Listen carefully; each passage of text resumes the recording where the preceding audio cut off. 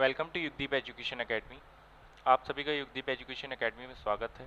जैसा कि मैं अभी तक आप सभी के लिए करंट अफेयर्स से रिलेटेड लेक्चर्स लेके आता रहा हूँ, तो आज फिर दोबारा मैं आपके लिए करंट अफेयर्स से रिलेटेड लेक्चर लेके आ रहा हूँ, जिसमें आज हम पढ़ेंगे कि 1 मार्च से लेकर 31 मार्च 2017 तक करंट अफेयर्स से रिलेटेड जितने भी क्वेश्चन बनते हैं, डेट वाइज हम पढ़ेंगे कि 1 मार्च 2017 को क्या घटित हुआ था करंट अफेयर्स में, और 2 मार्च को क्या घटित हुआ था, 3 मार्च को क्या घटित हुआ था। तो इस तरह से कर कर हम डेट वाइज इसको करंट अफेयर्स को पढ़ेंगे। ये स्टडी करने का बहुत अच्छा तरीका है करंट अफेयर्स को एग्जाम पॉइंट ऑफ व्यू से। अगर आप एसएससी, यूपीएससी या पीसीएस किसी भी एग्जाम की तैयारी कर रहे हैं, स्टेट गवर्नमेंट लेवल के किसी भी एग्जाम की तैयारी कर रहे हैं, बैंक की तैयारी कर रहे हैं, तो आपके लिए करंट अफेयर्स को जल्दी से जल्दी कैचअप करने का ये बहुत अच्छा तरीका है। आप मेरे वीडियो लेक्चर्स को देखते रहिए।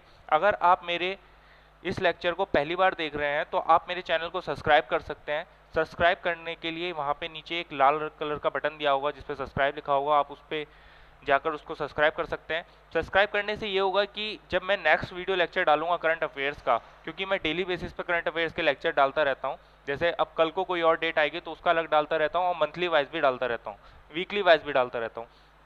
तो अगर आप इस पर सब्सक्राइब कर लेंगे तो सब्सक्राइब करने के बाद आपका जो भी नेक्स्ट वीडियो का नोटिफिकेशन होगा वो आपको शो हो जाएगा और आप अच्छे से अपनी स्टडी को कर पाएंगे। तो आइए चलिए देखते हैं करंट अफेयर्स को। सो आइए बात करते हैं 1 मार्च 2017 की। तो 1 मार्च 2017 में जो हमारा पहला क्वेश्चन बनता है वो बनता है कि India's first integrated heliport was launched eight which place on 28 February 2017। माने 28 फरवरी 2017 को इंडिया का पहला इंटीग्रेटेड हेलीपोर्ट कहाँ बनाया गया या कहाँ लॉन्च किया गया, तो मैं आपको बता देता हूँ, ये रोहिणी दिल्ली में बनाया गया। इसकी एक्सप्लेनेशन देखें तो उसमें ये पता चलता है कि union civil aviation minister Ashok Ganapati Raju जो हैं वो उन्होंने क्या करा, in organised country first ever integrated heliport in Rohini north Delhi on 28 February 2017। मैं आपको बता देता हूं कि 28 फरवरी 2017 को नॉर्थ दिल्ली माने रोहनी के अंदर एक इंटीग्रेटेड फर्स्ट हेलीपोर्ट बनाया गया है हमारे भारत का। 28 फरवरी को ये लॉन्च हुआ है। इस हेलीपोर्ट के आगे हम पढ़ते हैं, सेकंड पॉइंट ये कहता है कि the heliport has been built by Pawan Hans state owned firm. Pawan Hans एक स्टेट ओवन फर्म है, वहाँ उसने इसको बनाया है। The terminal building created at the heliport has the capacity of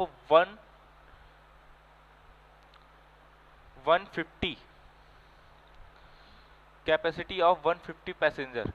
In the total integrated heliport can handle four hangars which have the capacity to park 16 helicopters। माने ये जो हेलीपोर्ट बना है यहाँ पे हम 16 हेलीकॉप्टर्स को अपना पार्क कर सकते हैं। और इसकी जो बिल्डिंग है उस बिल्डिंग के अंदर की जो कैपेसिटी है वो 150 पैसेंजर्स की है। कहने का मतलब है 150 पैसेंजर उस बिल्डिंग के अंदर आ सकते हैं। This heliport will reduce the conjunction of the Delhi airport. माने जो दिल्ली एयरपोर्ट पे भीड़ लगी रहती है उसके कंजक्शन को ये हेलीपोर्ट जो है वो कम कर लेगा significantly. The heliport also can be use to disaster management and emergency medical services. माने इस हेलीपोर्ट के अंदर डिजास्टर मैनेजमेंट से रूबरू होने के लिए और इमरजेंसी मेडिकल सर्विसेज की फैसिलिटी अवेलेबल रहेगी। It will also provide skill development programs for engineers and pilots.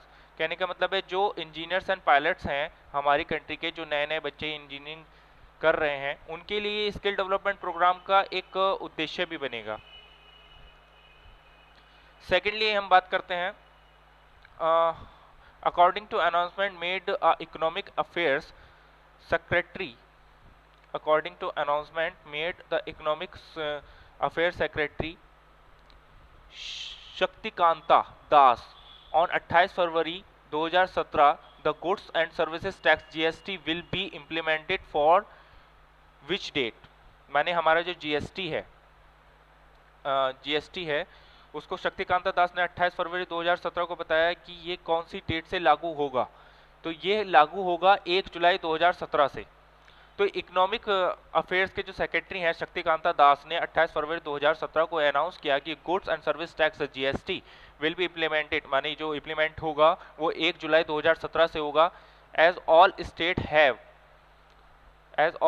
Have agreed on this implemented date, माने जितनी भी स्टेट हैं भारत की 29 स्टेट्स हैं, उन 29 स्टेट्स ने अप्रूव किया है कि ये डेट सही है, इम्प्लीमेंटेशन की जो डेट है वो सही है। मैं आपको बता देता हूं कि हमारा जो जीएसटी है वो संसद में पारित हो चुका है और 1 जुलाई 2017 से ये लागू हो जाएगा। माने इसके बाद जितने भी सर्विस टैक्स अलग अलग टाइप से लगते हैं वो सब खत्म हो जाएंगे, फिर भारत में एक ही टैक्स लगा करेगा जिसको हम कहते हैं GST, goods and service tax. The draft and compensation bill has already been approved in GST counseling meeting held on 18 फरवरी 2017, माने 18 फरवरी 2017 को जो GST की काउंसलिंग मीटिंग हुई थी उसमें ये जो है ऑलरेडी अप्रूव कर लिया गया है। The government now plans to get the GST counselling approve on GST, integrated GST, CGST, central GST and SGST, state GST। माने गवर्नमेंट ने इसको तीन तरह से अप्रूव किया है, इंटीग्रेटेड GST के रूप में, सेंट्रल GST के रूप में और स्टेट GST के रूप में।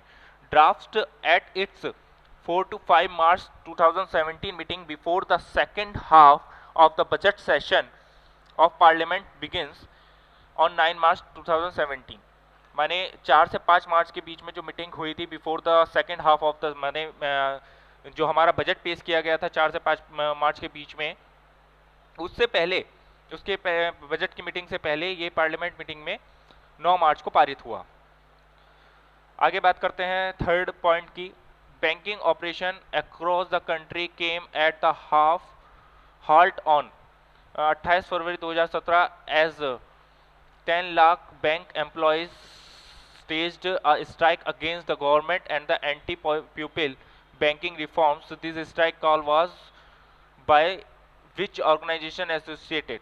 माने जो banking operations across the country होते हैं केम टू हॉल्ट, माने 28 फरवरी 2017 को जितने भी बैंकिंग ऑपरेशन थे वो सब बंद हो गए थे क्योंकि 10 लाख बैंक एम्प्लॉयज जो है वो स्ट्राइक पर आ गए थे अगेंस्ट द गवर्नमेंट के एंटी प्यूपिल बैंकिंग रिफॉर्म्स के अकॉर्डिंग। सो ये जो हुआ, ये which organisation associate with the bank employees, तो इसके ऊपर क्वेश्चन बनता है कि which organisation associate with the bank employees. तो मैं आपको बता देता हूं कि united forum of bank unions UFBU इससे एसोसिएट रहती है। तो united forum of bank union UFBU इससे एसोसिएट रहती है। इसकी एक्सप्लेनेशन मैं आपको बता देता हूं कि द बैंकिंग स्ट्राइक्स, जो बैंक के एम्प्लॉय ने स्ट्राइक की थी वो 28 फरवरी 2017 को की थी, was called by the United forum of bank unions. माने बैंक के एम्प्लॉयज की जो यूनियन है United forum of bank unions, उसने कहा था कि 28 फरवरी 2017 को सारे बैंक के कर्मचारी, माने 10 लाख बैंक एम्प्लॉयज जो होंगे वो स्ट्राइक पर रहेंगे। According to bank employees association around 85,000 branches of commercial bank और 10,05,000 branches of corporate banking and other took part in this strike. मैंने कहने का मतलब है 85,000 ब्रांचेस जो हैं कॉमर्शियल बैंक्स की वो, और 10,05,000 ब्रांचेस जो कोऑपरेटिव बैंक की हैं वो इसमें पार्ट लेंगी। The clearance of 40 lakh cheque, माने जो क्लियरेंस द 40 लाख चेक, जो 40 लाख चेक का totalling around 22,000 crore was affected. माने इससे जो अफेक्ट हुआ वो 22,000 करोड़ की रेवेन्यू अफेक्ट हुई भारत की। क्यों? क्योंकि 40 लाख चेक जो हैं वो क्लियर नहीं हो पाए। However, private banks like ICC Bank, HDFC Bank, Axis Bank and others which are not the part of this unions, माने जो ICICI बैंक, जितने भी प्राइवेट बैंक हैं ज़्यादातर ICICI बैंक और आपका HDFC बैंक, एक्सिस बैंक और अदर जो भी प्राइवेट बैंक हैं वो इस यूनियन का पार्ट नहीं है। कंटिन्यूड द फंक्शन नॉर्मली, उन सब ने इस फंक्शन को नॉर्मली कंटिन्यू करते रहे, अपने काम को पूरी तरह से करते रहे, उन्होंने इसमें पार्ट नहीं लिया। आगे बात करते हैं फोर्थ की, the ministry of environment and forest, MOEF, जिसकी शॉर्ट फॉर्म है MOEF की शॉर्ट फॉर्म मैं आपको बता देता हूं, ministry of environment and forest है। ये क्वेश्चन बनता है कि MOEF की फुल फॉर्म क्या है। अगर आप CHSL का पेपर दे रहे हैं तो उसमें ये क्वेश्चन आ सकता है। तो ministry of environment and forest MOEF during February 2017 urged the Ministry of External Affairs, urged the Ministry of External Affairs MEA, इसकी फुल फॉर्म होती है ministry of external affairs, to revoke the visas of BBC as south Asia correspondent Justin Rowalt and his crew in the wake of a documentary that explores the anti-poaching strategy adopted by the guards of the Kajirna River Reserve. What is the name of this controversial documentary? माने इस controversial documentary का क्या नाम है जो ministry of environment and forest ने फरवरी 2017 में revoke की थी BBC साउथ एशिया के द्वारा, जिसके कॉरेस्पोंडेंट जस्टिन थे, Justin रॉवल्ट and his crew, the wake of the documentary of the explore the anti-poaching strategy, माने एंटी पोजेसिंग स्ट्रेटजी की जो ministry environment and forest MOEF और MEA द्वारा डॉक्यूमेंट्री बनाई गई थी, उस डॉक्यूमेंट्री का नाम क्या था, माने उसकी कंट्रोवर्शियल क्या थी। तो वन वर्ड किल द कंट्रोवर्शन, माने वन वर्ड किल द कंट्रोवर्शन इस डॉक्यूमेंट्री का नाम था। The documentary one word killing the conservation explores the anti-poaching strategy adopted by the guards of the Kajirina reserve in Assam, माने असम के अंदर जो कजरीना रिजर्व किए गए हैं उनके जो गार्ड्स हैं उनको अडॉप्टेड जो किया गया है, उसके ऊपर जो स्ट्रेटजी बनाई गई थी उस डॉक्यूमेंट्री का नाम था one word killing the conservation. इसके बाद हम बात करते हैं according to the media reports February 2017 Oil and Natural Gas Corporation ONGC is poised to be acquired which PSU fuel marketing company, मैंने कहने का मतलब है ONGC oil and natural gas corporation जो है उसने फरवरी 2017 में मीडिया की रिपोर्ट्स के अकॉर्डिंग ये बात कही गई है कि मीडिया की रिपोर्ट्स के अकॉर्डिंग ये बात कही गई है कि oil and natural gas corporation ONGC is specifically acquired which PSU fuel marketing company, माने HPCL को ONGC ने एक्वायर्ड बनाया है, अपना पोस्ट एक्वायर्ड बनाया है फ्यूल मार्केटिंग के अंदर HPCL को, Hindustan petroleum limited, petroleum and coal limited जो कंपनी है HPCL, उसको अपना को बनाया है। As per the media reports, माने मीडिया की रिपोर्ट जो कहती है वो ये कहती है कि oil and natural gas corporation ONGC में अकर India third biggest fuel retailer, India third biggest fuel retailer, माने इंडिया का तीसरा ऐसा फ्यूल रिटेलर बन चुका है Hindustan petroleum corporation limited, Hindustan petroleum corporation limited. HPCL is an about rupees 44,000 crore, माने 6.6 billion dealers as part of the government's plan to create a integrated oil giant. तो ONGC जो है 40,000 करोड़ की डील कर चुका है, तो इसलिए India third biggest fuel retailer बन चुका है ONGC के द्वारा जो कंपनी है हिंदुस्तान पेट्रोलियम कॉर्पोरेशन लिमिटेड। तो ये 1 मार्च तक की बात खत्म हो जाती है। अब इसके बाद हम बात करते हैं 2 मार्च 2017 की। देखिए आप इस वीडियो लेक्चर को पूरा देखिए, पूरा देखने पे आपको पता चल जाएगा कि एक एक खबर की क्या वो है। आप इसको सेव कर सकते हैं फाइल को, और आपको किसी भी तरह का कोई भी PDF पढ़ने की जरूरत नहीं है। आप इस वीडियो को देखते रहेंगे तो आपका ये सारी चीज़ें कंप्लीट हो जाएंगी। तो 2 मार्च की बात करते हैं। 2 मार्च में ये पहला पॉइंट आता है कि what was the national sex ratio during 2015 to 2016 as was disclosed in the national family health survey, माने नेशनल फैमिली हेल्थ सर्वे में जो रेशियो पाया गया है, नेशनल सेक्स रेशियो जो पाया गया है वो क्या है। 28 फरवरी 2017 को इसके बारे में बताया किसने, यूनियन हेल्थ मिनिस्ट्री ने बताया कि जो सेक्स रेशियो है 2015 और 2016 का वो है 919, माने 919 जो है रेशियो है, सेक्स रेशियो है, फैमिली सेक्स रेशियो है, नेशनल फैमिली हेल्थ सर्वे के द्वारा ये बताया गया। तो उन्होंने बताया कि the sex ratio at birth number of females per 1000 males, माने sex ratio at birth number of females per 1000 males improved from 914 in 2005 to 2006 to 919 in 2015 to 2016। माने कहने का मतलब है पर मेल कैंडिडेट्स पे जो फीमेल का सेक्स रेशियो होता है वो 2005 में से लेकर 2006 में 914 था, जो 2015 से लेकर 2016 में 919 हो चुका है। माने जो लड़कियों की बर्थ डेट है वो बढ़ रही है।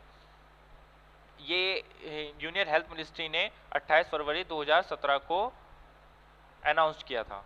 अब इसके बाद the highest sex ratio at birth was recorded in Kerala, माने जो सबसे ज़्यादा बर्थ रेशियो पाया गया वो पाया गया केरला में। केरला में 1047 चिल्ड्रंस का ये पाया गया। Followed by the Meghalaya, Meghalaya में पाया गया 1009 और छत्तीसगढ़ में पाया गया 977। Haryana also witnessed significant increase 762 to 836, माने जो हरियाणा में ये सबसे ज़्यादा देखा जाता था कि भ्रूण हत्या होती है, तो उसका रेशियो कम हुआ है। उसका रेशियो कम हुआ है, 2005 से लेकर 6 में था ये 762 और अब हो चुका है 2015 से लेकर 16 में 836, तो माने रेशियो काफ़ी बड़ा है। So on the other hand infant mortality rate, infant mortality rate की शॉर्ट फॉर्म होती है IMR, IMR की फुल फॉर्म होती है infant mortality rate, decline from 57 to 41 per 1000 live birth between NFHS 3 की जो रिपोर्ट थी 2005 से 2006 की और NFHS 2004 की जो रिपोर्ट थी उसके अकॉर्डिंग ये जो था रेशियो वो 57 था 1000 लाइफ पे, माने 1000 जिंदा लोगों के बीच में 57 बर्थ रेट हो रहा था। लेकिन वो बर्थ रेट अब कम हो चुका है, उस बर्थ रेट की जो वैल्यू रह गई है वो 41 पर रह गई है 1000 लिव बर्थ पे मरने वालों की। इसके बाद सेकंड पॉइंट पे बात करते हैं which member of the parliament MP, माने जो which member of the parliament है during February 2017 moved a private bill in the parliament that seeks to empower voters to recall MPs and MLAs। माने वो कौन सा पार्लियामेंट का member है जिसने एक प्राइवेट बिल पारित करने के लिए पार्लियामेंट में दिखाया जिससे वोटर्स को एम्पावर मिले to recall MPs and MLAs। उसका नाम था वरुण गांधी। वरुण गांधी बीजेपी से MLA है, मैं आपको बता देता हूँ वरुण गांधी बीजेपी से MLA हैं। वो उन्होंने एक मूव किया प्राइवेट बिल को पार्लियामेंट में, seeks to provision to recalling the MPs and MLAs by voters depending on their performance. माने कहने का मतलब है उन्होंने एक ऐसा प्राइवेट बिल पारित किया पार्लियामेंट में जिसके द्वारा वोटर्स बीजेपी कि वो वोटर्स जो होते हैं वो चाहे बीजेपी का कैंडिडेट हो, चाहे एसपी का कैंडिडेट हो, चाहे आपका बीएसपी का कैंडिडेट हो, किसी भी पार्टी का कैंडिडेट हो, कांग्रेस का कैंडिडेट हो, तो वो वोटर्स जो हैं एमपीज और एमएलए की परफॉर्मेंस रिपोर्ट को दिखा सकेंगे, माने उनको रिकॉल कर सकेंगे। इसके लिए according to the proposal in the bill MPs and MLA should be recalled within 2 years from being elected if 75% of those who voted from them are not satisfied with their performance। माने कहने का मतलब है जो MPs और MLA 75% उनको vote नहीं मिलेंगे वोटर्स के द्वारा रिकॉल करने पर, तो उनके खिलाफ कुछ ना कुछ किया जाना चाहिए, ये उसका प्रपोजल था। अब देन उसके बाद वो कह रहा है कि उन्होंने ये बात रखी कि static that the countries all over the world have experimented with the concept of right to recall। इसको क्या बोलते हैं, राइट टू रिकॉल। जिसको जिस तरह से RTI होता है उसी तरह से इन्होंने बनाया RTR, माने RTR के द्वारा राइट टू रिकॉल के द्वारा Varun Gandhi has proposed an amendment in the representation of the people act 1951, माने एक्ट 1951 का जो एक्ट है हमारे कॉन्स्टिट्यूशन ऑफ इंडिया के अकॉर्डिंग इसके थ्रू उन्होंने रिप्रेजेंट करा इस बिल को and people amended bill 2016। At present there is no recourse to the electorate if they are unhappy with their elected represented. माने कहने का मतलब है जो कैंडिडेट से वोटर्स खुश नहीं होंगे उनको वो इलेक्टोरेट कर सकते हैं अगर उनका रिप्रेजेंटेटिव जो उन्होंने चुना था वो सही काम नहीं कर रहा है तो। इसके बाद बात करते हैं सीबीआई की। थर्ड पॉइंट में ये कहते हैं कि Ajay Tyagi took over as the new chairman of security and exchange board of India. SEBI का जो नए चेयरमैन है उसका स्थान ले लिया है अब अजय त्यागी ने। तो अजय त्यागी जो है Ajay Tyagi took over a new chairman of securities and exchange board of India SEBI on 1 March 2017। He is the chairman of SEBI, माने ये कौन से पद के चेयरमैन है सेबी के? सेबी के ये 19वें चेयरमैन है, माने 19th चेयरमैन बदल चुके हैं अब तक सेबी के। उसमें 19वें जो चेयरमैन है वो उनका नाम है अजय त्यागी। तो ये बहुत महत्वपूर्ण क्वेश्चन है एग्जाम पॉइंट ऑफ व्यू से, तो इसको आप याद रखें। एक्सप्लेनेशन ये है कि financial ministry official Ajay Tyagi on 1 March 2017 become a 19वां मैंने आपको गलत बता दिया, ये 9th chairman of the capital market regulator है सेबी के, 9वें चेयरमैन है। इसके बाद हम बात करते हैं in an important, fourth point जो है हमारा, in an important development the union government has shifted the responsibility to promoting digital transaction in the country to which ministry from NITI Aayog. माने NITI आयोग के द्वारा जो यूनियन गवर्नमेंट है, माने हमारी जो केंद्र सरकार है, shifted the responsibility to promoting digital transaction, माने डिजिटल ट्रांजेक्शन को बढ़ावा देने के लिए मिनिस्ट्री बनाई गई है, एक आयोग बनाया गया है। उस आयोग को क्या कहते हैं? Ministry of IT and electronics, MEITY इसकी शॉर्ट फॉर्म है, MEITY। मिट्टी के नाम से इन्होंने एक आयोग बनाया है जिसको ministry of IT and electronics कहते हैं। ये किस लिए बनाया है? डिजिटल करेंसी को बढ़ावा देने के लिए। इसमें देखा गया है during February 2017 the union government shifted the responsibility to promoting digital transaction in the country to the ministry of IT and electronics को दिया गया है। माने जो नीति आयोग है, नीति आयोग जो गठित हुआ है यूनियन गवर्नमेंट के द्वारा, उसने एक चीज जो है डिजिटल करेंसी को बढ़ावा देने के लिए उन्होंने ये जो एम दिया है वो ministry of IT and electronics को दिया है। मिनिस्ट्री ऑफ IT इलेक्ट्रॉनिक्स की शॉर्ट फॉर्म होती है MEITY, जिसको शॉर्ट फॉर्म में मिट्टी भी कहते हैं। So this decision was taken primarily in the view of core competence of MeitY to promote digital means for various transaction. माने डिजिटल मीन्स को, माने डिजिटल ट्रांजेक्शन को बढ़ावा देने के लिए ऐसा किया गया है। इसके बाद बात करते हैं फिफ्थ पॉइंट की। फिफ्थ पॉइंट में ये कहता है कि who was the named as the new chief coach of Indian women hockey. माने इंडियन वुमेन हॉकी का जो नया चीफ कोच बनाया गया है वो किसे बनाया गया है? 28 फरवरी 2017 को ये अनाउंस हुआ है, या 28 फरवरी 2017 को ये बनाया गया है। तो ये किसे बनाया गया मैं आपको बता देता हूँ कि सीडॉड मर्जीनी को ये बनाया गया है, आपका इंडियन वुमेन हॉकी टीम का कोच बनाया गया, चीफ कोच बनाया गया। तो मैं आपको बता देता हूँ कि ये कौन है। Former Dutch women's national coach Sjoerd Marijne was on 28 February 2017 appointed the chief coach of the Indian women's hockey team for the next 4 years. माने अगले 4 साल के लिए इंडियन वुमेन हॉकी टीम का जो चीफ कोच बनाया गया है वो 2017 में बनाया गया है। किसको बनाया गया है? स्विजरॉड मरीन को। अब इसके आगे हमारी बात खत्म हो जाती है ये 1 से लेके 2 मार्च तक की। तो अब 1 से लेके 2 मार्च के बाद अब हम अगली डेट पर आते हैं 3 मार्च 2017। अब 3 मार्च 2017 का करंट अफेयर्स पढ़ने के लिए मैं आपको कहूँगा कि आप मेरा नेक्स्ट वीडियो लेक्चर देखिए, क्योंकि अगर हम स्टेप बाय स्टेप पढ़ेंगे तो ये ज़्यादा अच्छा रहेगा। अगर आप 1 से लेके 2 तक के जो मैंने आज आपको बताए ये 5 सवाल इनको तैयार कर लेते हैं, एक दिन में हम पर डे 5 से 6 सवाल तैयार करके चलते हैं करंट अफेयर्स के, तो आने वाले 30 दिनों में हम सारे के सारे सवालों को कैचअप कर लेंगे और हमारे एग्जाम पॉइंट ऑफ व्यू से वो हमें रिमेंबर रहेंगे, हम उनको कभी भूलेंगे नहीं। So thanks for watching guys, और आप मेरे चैनल को देखते रहिए, सब्सक्राइब करिए, और सब्सक्राइब करने के बाद इस वीडियो को, अगर आपको ये वीडियो अच्छा लगा तो इसको आप लाइक और शेयर भी कर सकते हैं। Thanks for watching.